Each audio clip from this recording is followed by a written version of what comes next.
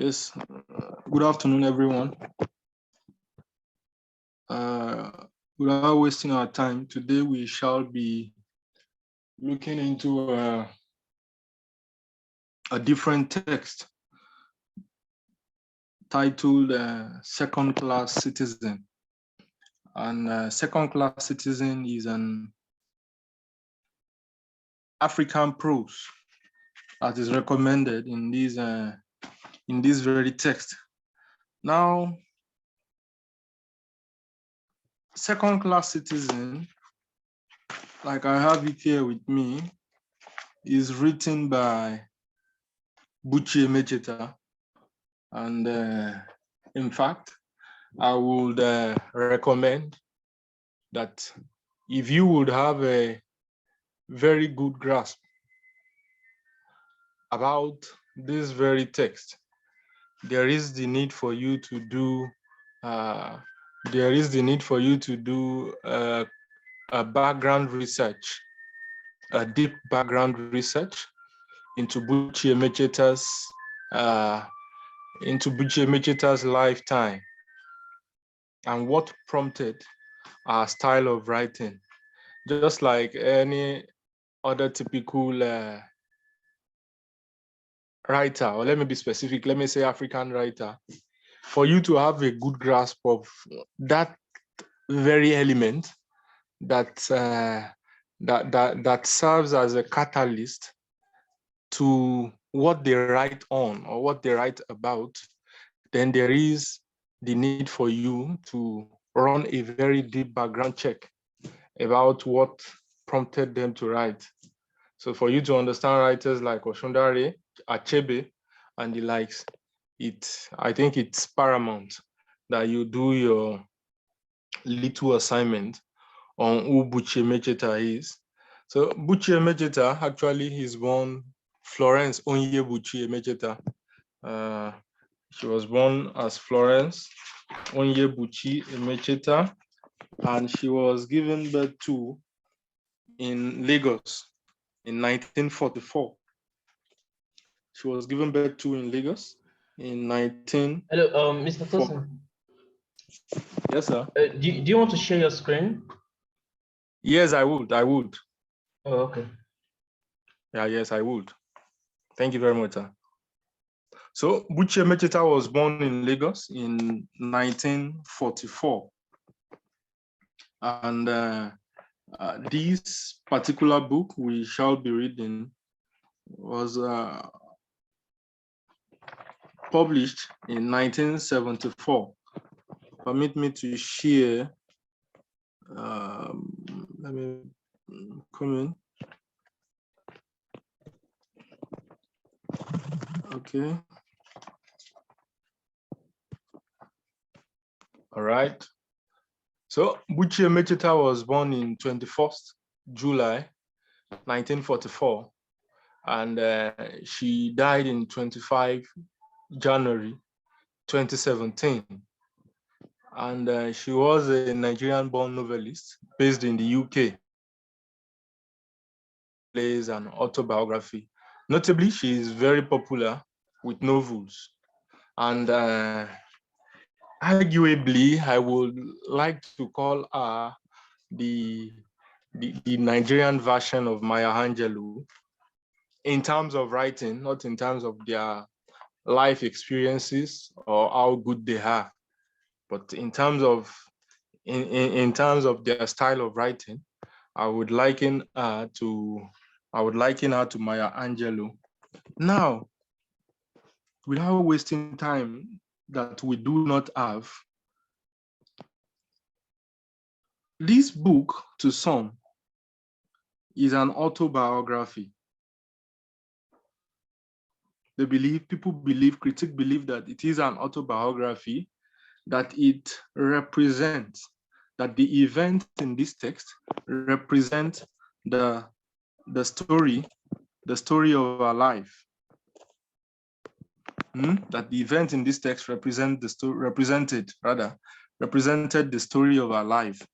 Now, let me put it to you that Buchi Emecheta, even though she was born in 1944 in Lagos, she moved to London, England in 1962.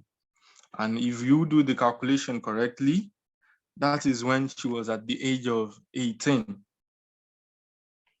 That was when she was at the age of 18. And taking a look at the heroine, the major character in this text, and that is Ada Ophili. Ada Ophili also, Ada Ophili also moved to London to stay with her husband.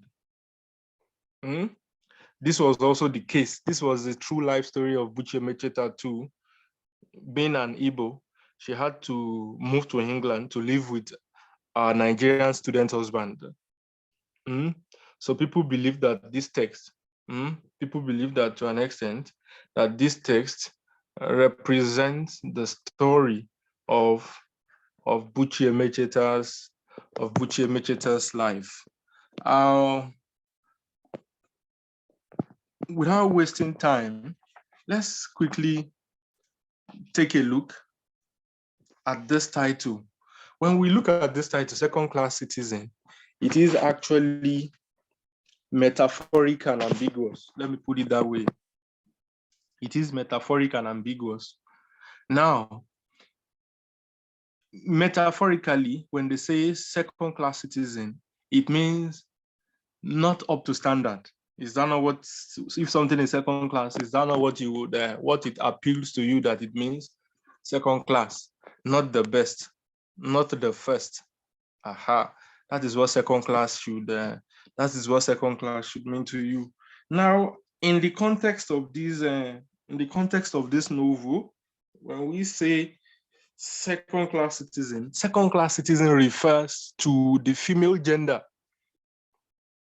Second class citizen refers to the female gender who, in this part of the world, that is Africa, or this point blank, Nigeria, they suffer from this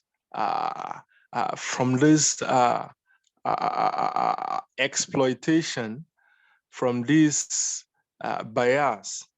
There are lots of bias and prejudice against the female gender. And you will see that the theme of this year's International Women's Day is break the bias. For those who were observant enough some days ago, March 8th to be specific, when the International Women's Day was celebrated. So the theme was breaking the bias. So this second class citizen here represents women to show that in this society which we find ourselves, women are regarded as second class citizen, which makes the male gender the first class citizen. For those that are just joining, we are beginning with Second Class Citizen, written by Buchi Emecheta. So in context, second class citizen, in the first context, second class citizen refers to the female gender who are treated as being inferior to their male counterparts. And by the time you explore deeply into the text, you will discover the privileges, the edges that the male child has over the female child. And a typical example from this text, which I believe some of you must have read, is that the heroine of this text, the major character in this text, Ada Ophili, her birth wasn't celebrated. Just like what is obtainable in typical African household, where male dominance, where there is male dominance. And we all know that the African culture or African society is highly patriarchal. Respect is accorded Respect, celebration is accorded to the male gender, unlike the female gender, such that they don't even want to send her to school. They don't want to send the main character here, the heroine, Ada Ophili. The parent didn't celebrate her birth. They don't intend to send her to school. And if at all she will go to school, she will go there for just few years. And once she is able to, which you will find in the lines of the text, once she is able to do some addition and subtraction that will help her in trading, then she will be done with she will be done with schooling. She will be withdrawn from school. Unlike when in the later years, our younger brother was given birth to. The name of the younger brother wasn't even stated. That's a kind of a stylistic effect. The younger brother of Ada Ophili, throughout this text, was given the name Boy. This is to tell you that the writer, the novelist Buchi Emecheta, intended to what? To foreground the importance that is given to a male child. I believe you have a good grasp of that. So that is the first context. The second context is being a second-class citizen in the context of being racially profiled in a foreign land. In the first instance, a female gender became a second-class citizen, not as a result of their own doing or as a result of their own choice or as a result of that which they can maneuver or which they have power over. However, in the second context, people in their bid to escape poverty, in their bid to seeking greener pastures, they tend to move from their own country to go into another country where they believe that they will have better opportunities. And that is the case. Second-class citizen here in this second context now refers to Africans, let me put it that way, Africans, members of the third world countries and fourth world countries, or second world countries, or second-class countries, as you might want to call it, that is the developing, underdeveloping countries in the world, when they find themselves in a foreign land, the kind of treatment, the kind of reception, the kind of accommodation that they are given, how people, how indigents relate with them when they find themselves in another man's land. That is what makes them what second-class citizen. And that is the case with the main characters in this text. Now, let me put it to you that we have just two main characters in this text. That is the husband and the wife, Francis Obi and Ada Ophili. You know, Ada Ophili, the story began with Ada's childhood, how she wasn't celebrated and all that. That was how the story began. So at that, the two Ada was given birth to in the family of the Ophilis, and his parents are regarded to as Pa and Ma. She has a younger brother, which is referred to as Boy. And summarily, no one wants to send her to school. She sent herself to school, and by so doing, and it was at an era when the campaign for girl child education had already started. So it was then. So parents who do not want to send their children to school must face the government. Let me put it that way. Must dance to the tune of the government. They will be severely sanctioned or punished. Let me put it that way. So Ada sent herself to school because she has a neighbor who happened to be a teacher. So she sent herself there without money, without uniform, without anything.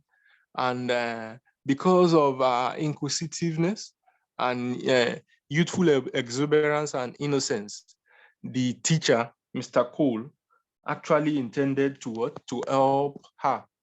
And seeing this, the parent, that is Ada's mom, was arrested by the police, and she had to she was placed behind the counter. And after she was bailed, Ada was flogged. Then they made up their mind to send her to school for a little while. But unfortunately, the father died. The mother had to remarry, and the stepfather couldn't take care of her, and she had to get into early life struggle. She had to start living from one relative's house to the other, moving all around like that, until this made her homeless. Get that point? This made her homeless. This made her, in quote, familyless. She doesn't have a family. And she believed that the only way she can escape the struggles, the hardship that life throws at her that early is to what? Is to get married. And that by getting married, the family she no longer has, she will have it. That the love she no longer has, she will have it. That siblings that she no longer have, with her family, with the husband and the child and the would-be child, she will have it. So this was her plan. And also the education that posed a greater challenge to her, by the time she get married, she will be able to what? She will be able to have it at her own will and at her own pace. And these are the factors that prompted her to what? To get married as an underage. That prompted her to get married as an underage. And she fell in love with another student, but who is a bit older, and who is a bit older, yes, Francis Obi.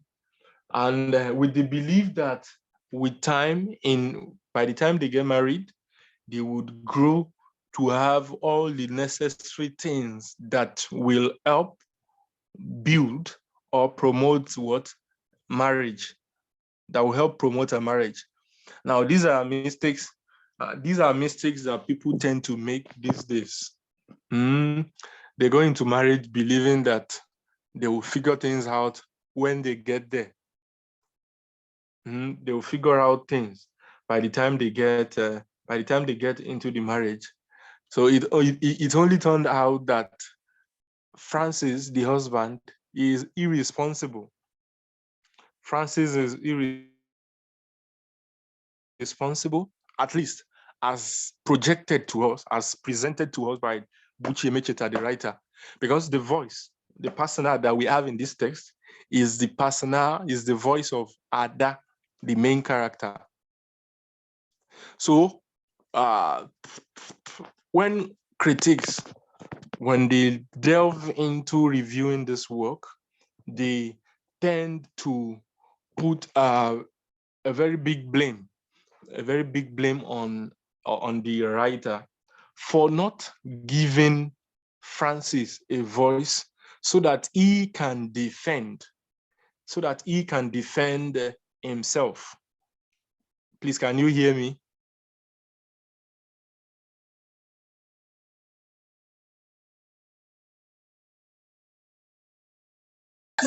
Yes, I can. Please, Jerry. All right, thank you very much. So by the time she got into the marriage, they worked out their tooth and bull. They struggled mainly it was Ada that was struggling, so that Francis can get outside the country, and that by the time he gets outside the country, move out of the country to England and settle there, that with time she will be able to join him there. Now let's not forget that they are married and they have a child already. So summarily, Francis moved to London. A few years later, Ada joined her there, only to discover that everything, only to discover that everything she even though she had been sending in money from Nigeria to London, and that everything she had planned that the husband would have put in place upon her arrival, everything was never done. Everything was not done. And Francis kept on failing the accounting exam that he was supposed to write, that would make him qualified to have a job. But being a stereotype and an irresponsible, presented as a stereotype Igbo man, presented as a stereotype Igbo man who doesn't like to work and would rather enjoy to see their women working while they keep on feasting. Francis, with his consistent with his failure, didn't even want to take a menial job that would help him take care of the family. So every act, every stress and struggle was placed on Ada, who had no option than to do that, even when she is sick. And we will find the case of so many times when Francis abused the wife's privileges as a woman, and when he maltreated her. Now, there are cases of people who they met in London who had been there for so many years, who had failed to come back home, who tried to speak with Francis, who tried to help them model or reshaping, let me put it at that, reshaping their marriage so that things can actually work for them. But everything proved futile. Every effort proved futile. So it was presented that on a very day, Ada decided to start documenting. Ada decided to start documenting, to start writing, let me put it that way, to start writing books, novels. And one day, Ada, after finishing a manuscript of a text, showed Francis, who she believed must be happy to read the manuscript and all that. But unfortunately for Francis to be happy for his wife, Francis eventually burnt the manuscript, which led to their divorce. And that is what this text is all. Is all about. So remember, I told you now. Things you should take note of in this text is, please note them. We have just two major characters in this text. We have Ada and Francis. However, we have so many minor characters, so many. Now, it is essential that you should be able to tell the roles of these minor characters, their significance to the unraveling of the plot of this text. We have the likes of Babalola, Mr. Barkins, Beautiful Nurse, Bill, Big Pa, that is Francis' father. We have Boy. We also have Boy with Krokro. We have Boo Boo. We have Cecilia and Angelina. We have Chinese doctors. We have Mr. Cole. We have Dark Indian Doctor, Mr. Eke, Cynthia, Cousin Vincent. Mr. Devlin, Faye, Greek woman, headmaster, Dr. Hudson, Irene, Janet, Mrs. Conrad, landlord and landlady, Latifu, Ma Ophili, mother-in-law, that is Francis' mom, Mr. Noble, Mrs. Noble, nurse, the Ojos, Mr. Opara, lawyer Unweze, Pa Ophili, Peggy, 2 policemen, Miss Sterling, Titi, Trudy, Vicky, West Indian girl, and others. You can see how many minor characters I've made mention of. So you can't begin to maneuver your way, and the book is very small. Where is it? It's just one. This copy I have here with me is just 186 pages. Yes, this copy I have with me is just 186 pages. So there is no way you would attempt this text without reading it. Now, know that the alternative to second-class citizen is Unexpected Joy at Dawn. It's a Ghanaian, it's a novel written by a Ghanaian, Alex Aguirre, that talks about xenophobic attack. Let me put it that way. Xenophobic attack, that is what he talked about. So you have to read this text to be able to tell me, or to be able to answer questions. To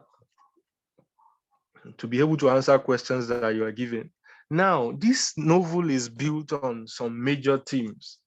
And from the summary I gave you about the event that took place in this text, you would see that one of the major themes is marriage without love. That's theme number 1. Marriage without love. So their marriage was not in any way founded on what? On genuine love. And they only seem to be stuck on each other based on convenience.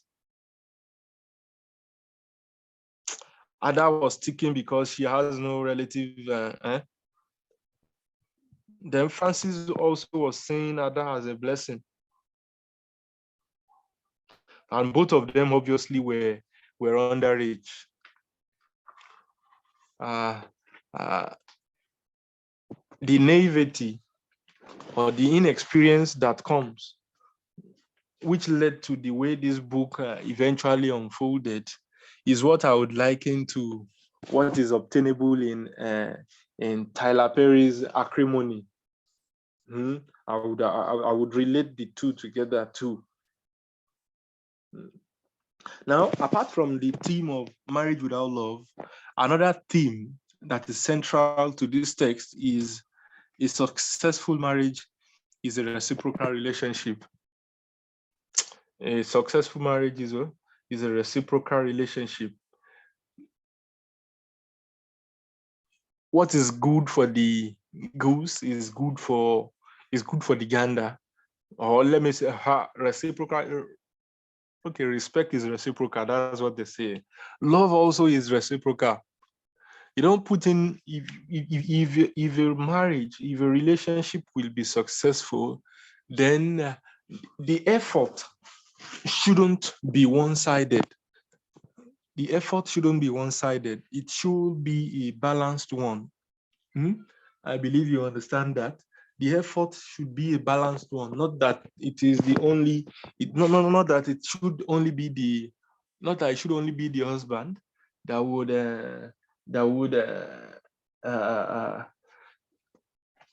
would be putting in effort and the wife wouldn't do a thing, or vice versa.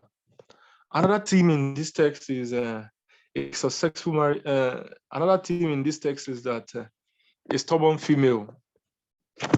Now, it is important that you note the personality of Ada in this text. She is presented as a very, very stubborn female, right from her childhood days. And in fact, by the time you read the chapter 1 of this text, Second Class Citizen, which is titled Childhood, it's just, let me see. it's just about, okay, it's 11 pages. It's just about, it's 11 pages. So by the time you read these 11 pages, you will have a very good grasp about what others' childhood looked like. She took her own fate into her own hand, and she rejected that her younger brother, boy, should be sent to school to continue his education, and while she is denied secondary education. And all our hope of education was dashed after the father's death. And in fact, there are some incidences that took place when she got to school, like a case with the boy with the crow when they get to school. The time she was flogged when the principal asked that some students should carry her and she was flogged. All these things showed that she is very stubborn. Now, note, there is a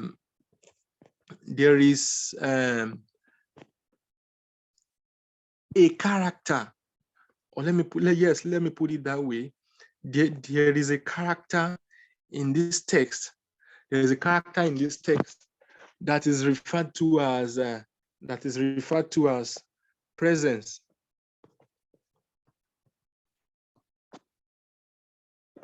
Presence. There is a character in this text that is referred to as presence. Now, this presence refers, this presence is abstract. Let me put it that way. It can't be seen. It can't be seen by other characters. The only person who is able to see this presence is Ada herself. The only person able to see presence is Ada herself. Now, what I can liken this presence to is what the Igbos, what they refer to as chi. What they refer to as chi. Some people call it, or some people call it small God. Some people call it, in Yoruba, for people who speak Yoruba, it is close to what we call Eleda.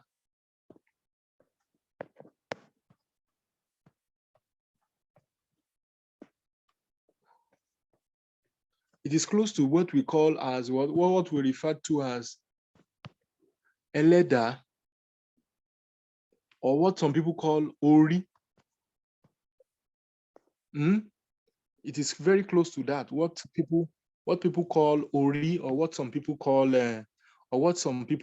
Eleda.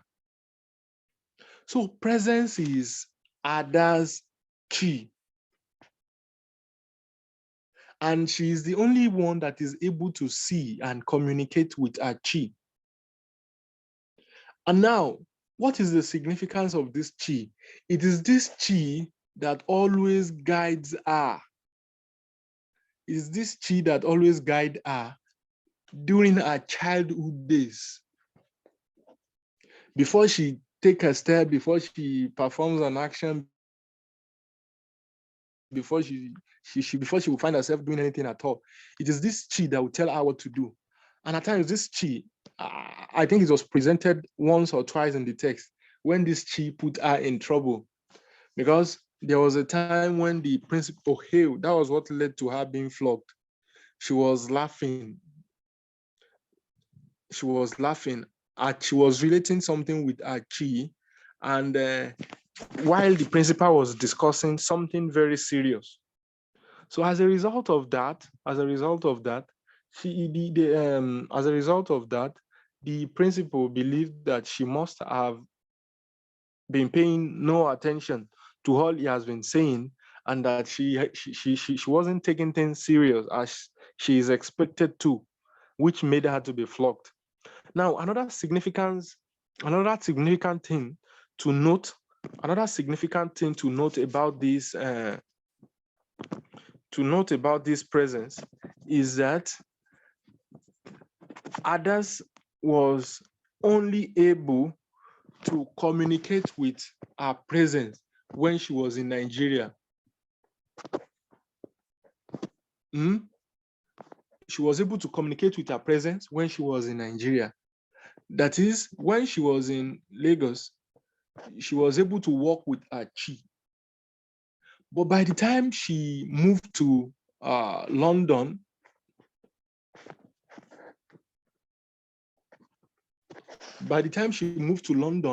her chi disappeared.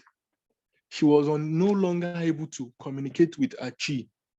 And to some extent, we can say that our inability to communicate with our presence, the inability to communicate with our chi, created a bigger problem for her.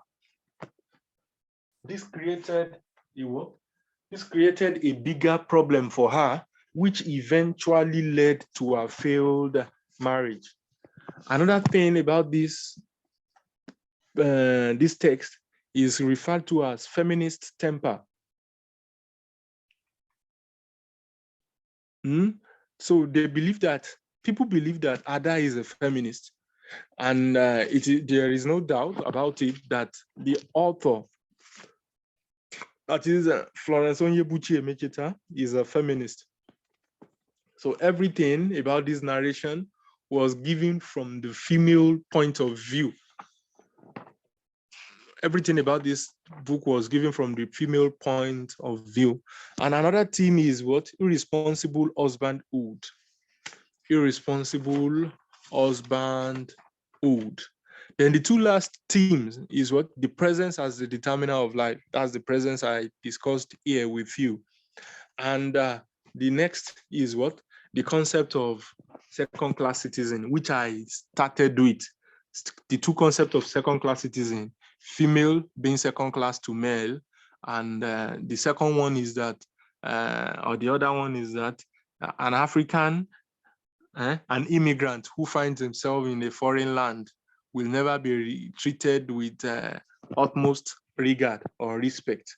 And these are the major themes in the text. Now I would want you to pick up the text and read, so that by next week we will look into some major events in the text and their significance. And in addition to that, we shall look at the language and style, and lastly, the characterization. So, two questions I will give you as an assignment to attempt on your own is one, considering his comportment,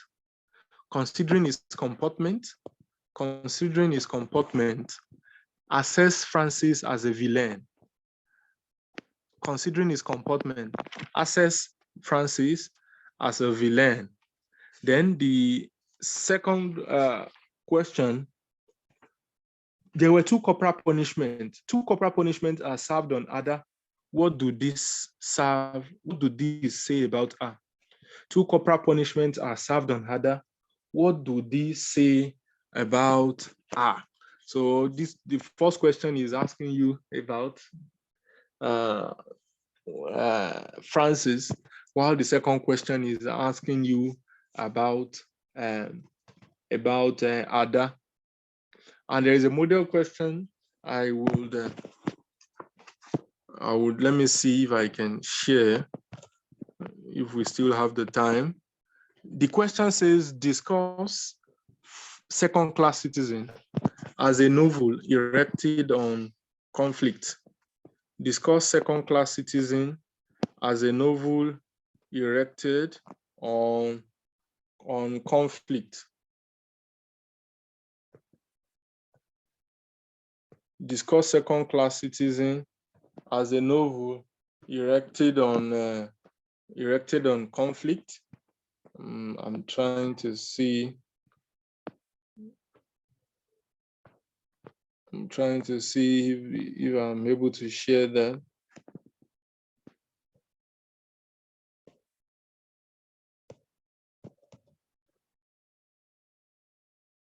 Oh, this is it. Discuss second class citizen as a novel erected on conflict.